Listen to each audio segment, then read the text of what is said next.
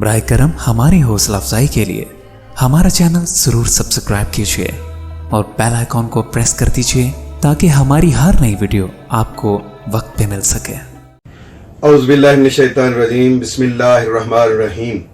السلام علیکم خواتین و حضرات، میں ہوں آپ کا ہومیوپیتھک ڈاکٹر رضوان ثاقب اور آپ سے مخاطب ہوں شمع ہومیو کلینک لاہور پاکستان سے۔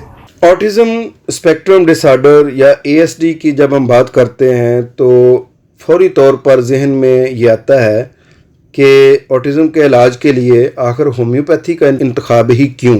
تو یاد رکھیں، ہومیوپیتھی ادویات کی اکثریت قدرتی ذرائع سے حاصل کی جاتی ہے۔ تیاری کے مراحل میں مختلف درجوں کی توانائی کی دواؤں کو علاج کے طور پر استعمال کیا جاتا ہے، جس کو ہم پوٹینسیز کہتے ہیں۔ ہومیوپیتھی علاج کی کامیابی میں دوا کی طاقت یعنی پوٹینسی اور مقدار کا انتخاب بھی اگرچہ بہت اہمیت رکھتا ہے، مگر اس میں سب سے اہم کردار ایک ہومیوپیتھک معالج کا ہے، جس کی وسعت نظری، مسلسل مطالعہ، ہر ایک کیس کا گہرا مشاہدہ، محنت طلب تحقیق اور بالآخر مریض کی تکلیف کی مکمل سمجھ بوجھ اسے دوسرے معالجین سے ممتاز کرتی ہے۔ ایک ہومیوپیتھ کی نگاہ کا مرکز صرف مرض ہی نہیں بلکہ مریض ہوتا ہے۔ وہ محض بیماری کے نام پر دوا نہیں دے گا، بلکہ بیماری کے اسباب پر تحقیق، موجودہ علامات کی تفہیم، فیملی ہسٹری، پرسنل ہسٹری اور تشخیص کے لیے اپنی ہر ممکنہ قابلیت کو بروئے کار لاتے ہوئے ہزاروں ہومیوپیتھک دواؤں میں سے ایک وقت میں صرف ایک دوا کا انتخاب کرے گا جو کہ اس خاص مریض کے لیے ہوگی۔ ایک خاص وقت میں موزوں ترین دوا بھی وہی ہوگی۔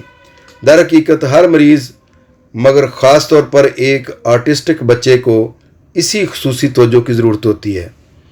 سارے آٹسٹک بچوں کو ایک ہی مرض کے نقطہ نظر سے دیکھنا، سمجھنا اور مخصوص ترکیب کے مطابق دی جانے والی یکساں ادویات عارضی طور پر بچوں کو کچھ مسائل میں وقتی فائدہ تو دے سکتی ہیں، مگر اس سے صحت کی بہتری کا کوئی امکان نہیں ہوتا۔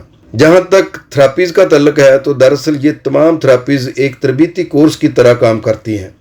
ان تھراپیز میں بچوں کو بار بار مشق کروائی جاتی ہے کہ ایک مخصوص ماحول، حالات میں کس طرح اچھے انداز سے پیش آنا ہے۔ بچوں کو اس بات کا قطعی اندازہ نہیں ہوتا کہ اس مانوس ماحول سے باہر جاتے ہی ان کا رد عمل کیا ہوگا اور وہ کیسے اس کے ساتھ نمورد آزما ہوں گے۔ ہماری ہر ممکن کوشش ہونی چاہیے کہ ہر بچے کو معاشرے کا ایک صحت مند فرد بننے کے لیے اس قابل ہونا چاہیے کہ وہ خود سے سیکھے، آگے بڑھے اور ایک متوازن زندگی گزارے۔ اگر کسی بچے میں سیکھنے، سمجھنے اور حالات کے مطابق چل سکنے کا کوئی امکان ہی نہ ہو تو ان تھراپیز کی ضرورت لا ینفک ہوتی ہے۔ تھراپیز یقیناً ایسے بچوں بڑوں کے لیے مفید ہوتی ہے، مگر صحت افزا نہیں، اور نہ ہی تھراپیز کے بعد بچے بھرپور زندگی گزارنے کے قابل ہو پاتے ہیں۔ آٹسٹک بچے ذہنی طور پر دوسرے بچوں سے پیچھے ہوتے ہیں۔ ان کا دماغ مختلف انداز میں کام کرتا ہے۔ یہ اپنے حواس کو عام انسان کی طرح کنٹرول نہیں کر پاتے ہیں، باتوں کو سمجھ نہیں پاتے یا پھر بہت دیر سے سمجھتے ہیں، اور یہ فیصلہ بھی نہیں کر پاتے کہ اب جو دیں گے کوئی جواب تو کیا اور کیسے دیں گے، اور جواب میں وہ کیا کہیں گے۔ انہیں بولنے میں بھی مسائل کا سامنا ہوتا ہے۔ اور یاد رکھیں کہ یہ بچے دیر سے بولتے ہیں یا پھر ٹھیک طرح سے نہیں بولتے۔ ان حالات میں ان کا جدید دور کے تیز رفتار دنیا کے ساتھ قدم سے قدم لا کر چلنا مشکل ہوتا ہے، کیونکہ ان کی ذہنی پسماندگی زندگی کے نئے چیلنجز کا سامنا کرنے کی راہ میں رکاوٹ ہوتی ہے۔ ان سب حالات کے باوجود خوش قسمتی سے باقاعدہ ہومیوپیتھی علاج میں ایسے امکانات موجود ہیں کہ ہر بچے کی کیفیت، علامات اور مسائل کو سمجھتے ہوئے توازن پیدا کیا جائے۔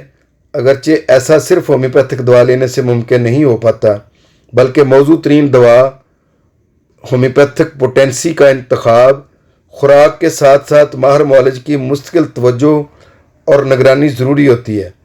بچے کی صحت، عادات اور مزاج کے مجموعی یعنی جسمانی، ذہنی، جذباتی اور نفسیاتی مسائل کو سمجھنے کے بعد ایک ماہر ہومیوپیتھک ڈاکٹر علاج کرتا ہے تو اس کے اثرات گہرے اور دیر پا ہو سکتے ہیں۔ ایک ہومیوپیتھ کے علاج کا دائرہ کار صرف دوائی دینے تک محدود نہیں ہوتا، بلکہ مریض کے بہترین علاج کے لیے وہ ہر معاملہ، ماحول اور فیملی تقاضوں کو بھی مد نظر رکھتا ہے۔ علاج کے دوسرے طریقوں میں مریض کے ماحول یعنی گھر والوں کو نظر انداز کر دیا جاتا ہے، باوجود اس تلخ حقیقت کے کہ آرٹسٹک افراد کی موجودگی سے ساری فیملی متاثر ہوتی ہے۔ ایک ہومیوپیتھک معالج رضاکارانہ طور پر اس فیملی کا حصہ بن جاتا ہے۔ وہ تمام مسائل کو سمجھتے ہوئے مریض کے مرض کی جڑ تک پہنچتا ہے۔ کوئی بھی مرض یوں ہی یا بے وجہ نہیں ہو جاتا، اس کے پیچھے اسباب کی لمبی فہرست ہوتی ہے۔ فیملی ہسٹری ہوتی ہے، گھریلو حالات ہوتے ہیں، معاشرتی رویے ہوتے ہیں، ماحول سب سے زیادہ کردار ادا کرتا ہے، اور یہ سب مل کر کسی بیماری کی نشو و نما میں اہم کردار ادا کرتے ہیں۔ مریض خواہ بچہ ہو یا بڑا، جب ایک ہومیوپیتھ معالج سے قبل تفصیل سے کیس ڈسکس کرتا ہے، اسے کیس ٹیکنگ کہتے ہیں۔ کیس ٹیکنگ کے دوران مریض سے جو معلومات ملتی ہیں، ان کی روشنی میں معالج کے دماغ میں مطلوبہ دوا کی کیفیات اور خصوصیات کی تصویر بنتی ہے۔ یہ تصویر تہ در تہ جسمانی، ذہنی، جذباتی اور نفسیاتی علامات کا ایسا مجموعہ ہوتی ہے جن کا مطالعہ اور تشخیص بے حد احتیاط اور مہارت کا کام ہے۔ سب سے اوپر والی تہ موجودہ اہم علامات پر مشتمل ہوتی ہے، جس کے لیے مناسب دوائی کا انتخاب کر کے پہلے اس تہ یا اس لیئر کا علاج کیا جاتا ہے۔ ان مسائل، معاملات اور علامات کے ختم ہونے پر نئی تہ نمودار ہوتی ہے جو مزید علامات پر مبنی ہوتی ہے۔ اس طرح یہ سلسلہ چلتا رہتا ہے اور ہر تہ کے علاج کے لیے موزوں ترین دوائی، پوٹینسی اور خوراک کا انتخاب کیا جاتا ہے۔ ہر تہ کے علاج کے بعد مریض کی حالت میں بتدریج سدھار یا بہتری آ جاتی ہے، اور ہر اگلی تہ نئی علامات کا مجموعہ ہوتی ہے جو نہ جانے کتنے سالوں اور کتنی دوائیوں سے دبی ہوتی ہے۔ کچھ مریضوں میں یہ پروسیس بہت تیز رفتار ہو سکتا ہے اور کچھ میں سست بھی، لیکن دونوں صورتوں میں بہترین اور دیر پا نتائج کے لیے مریض اور اس کی فیملی کو صبر اور مستقل مزاجی سے کام لینا ہوتا ہے۔ اس طریقہ علاج کو دانشمندانہ انداز میں بروئے کار لایا جائے تو اللہ کی کرم نوازی سے اس کے دھیمے مگر مستقل نتائج زندگیاں بدل سکتے ہیں۔ یاد رکھیں، ہومیوپیتھی کے ذریعے سے آٹزم کا علاج ممکن ہے، کیونکہ اس میں بہت ساری علامات کو ہومیوپیتھک طریقہ علاج کے ذریعے سے منیمائز کیا جا سکتا ہے۔ علاج کے لیے ہومیوپیتھی کا ہی انتخاب کیوں؟ میرا خیال ہے اس کے بارے میں آپ کو بڑی ڈیٹیل سے پتہ چل گیا ہوگا۔ اگر مزید آپ جاننا چاہتے ہیں تو میں اگلی ویڈیو میں ہومیوپیتھی کی ان ادویات کا ذکر کروں گا جو آٹزم کے علاج میں استعمال ہوتی ہیں یا جن کے ذریعے سے ہم آٹزم کا علاج کرتے ہیں۔ شمع ہومیو کلینک اب آن لائن چیک اپ کی سہولت بھی فراہم کر رہا ہے۔